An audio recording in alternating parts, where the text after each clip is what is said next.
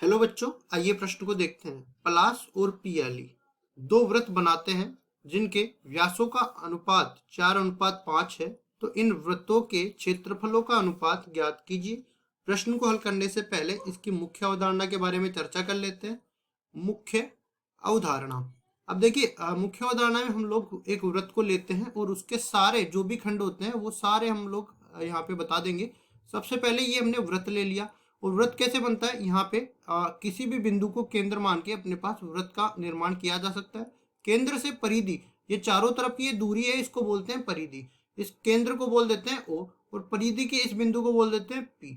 OP जो है ये अपने पास है त्रिज्या, और त्रिज्या को हम लोग निरूपित करते हैं आर से। अब ठीक इसी तरह अगर मैं केंद्र से गुजरती हुई परिधि से परिधि तक की रेखा खींच दूं तो यहाँ से इस बिंदु को मैं क्यों बोल सकता हूँ, तो PQ जो होगी केंद्र से गुजरती हुई रेखा, उसको बोलेंगे व्यास।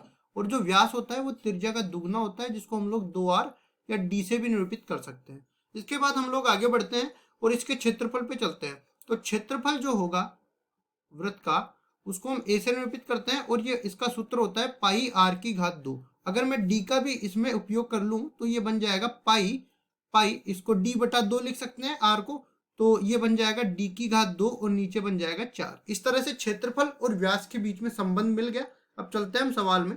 तो सवाल में क्या बोला है, इनके व्यासों का अनुपात। तो यहाँ पे देखो, पलाश ने जो वृत्त बनाया है उसको पलाश के वृत्त का व्यास बोल देते हैं। पलाश के वृत्त का व्यास, ठीक है। और नीचे अपने पास आ जाएगा पियाली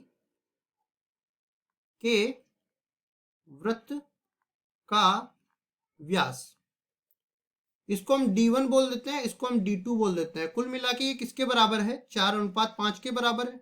अब देखिए, इनका जो क्षेत्रफल है तो हम लोग इस तरह से लिखेंगे, पलाश के वृत्त का क्षेत्रफल,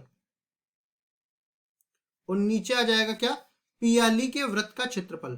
पियाली के वृत्त का क्षेत्रफल, और जो व्यास के रूप में संबंध हमने निकाला है वो यहाँ पे रख देते हैं। इसको पहले तो A1/A2 बोल देते हैं, फिर इसको बोल देंगे पाई D1 का वर्ग बटा में 4, और नीचे आ जाएगा पाई D2 का वर्ग बटा में 4। अब देखो 4 से तो 4 कट गया और अपने पास क्या रह जाएगा, पूरा पाई D1 का वर्ग बटा में पाई D2 का वर्ग। अब देखो फिर से पाई कट जाएगा, A1/A2 हम लोग ये निकाल रहे हैं, तो A1/A2 अपने पास अंत में कितना बच जाएगा, D1/D2 इस पूरे का वर्ग बच जाएगा। अब देखो, जैसा कि हमने पहले ही निकाला था कि D1/D2 किसके बराबर है, 4/5 के बराबर है। तो ये देखो 4/5 यहाँ पे रखेंगे तो A1/A2 का मान किसके बराबर आ जाएगा, 4/5 इस पूरे का वर्ग हो जाएगा। तो यहाँ से A1/A2 बराबर हो जाएगा 16/25 के। मतलब इन दोनों ने जो वृत्त बनाए हैं उनके क्षेत्रफलों का अनुपात मिल गया 16:25 के बराबर। तो अनुपात ही पूछ रखा था ना, तो यहाँ पे लिख देते हैं A1/A2 जो है वो आ जाएगा 16:25। यही हमारा उत्तर हो जाएगा। आशा करता हूँ ये सवाल आपको समझ में आया होगा। धन्यवाद।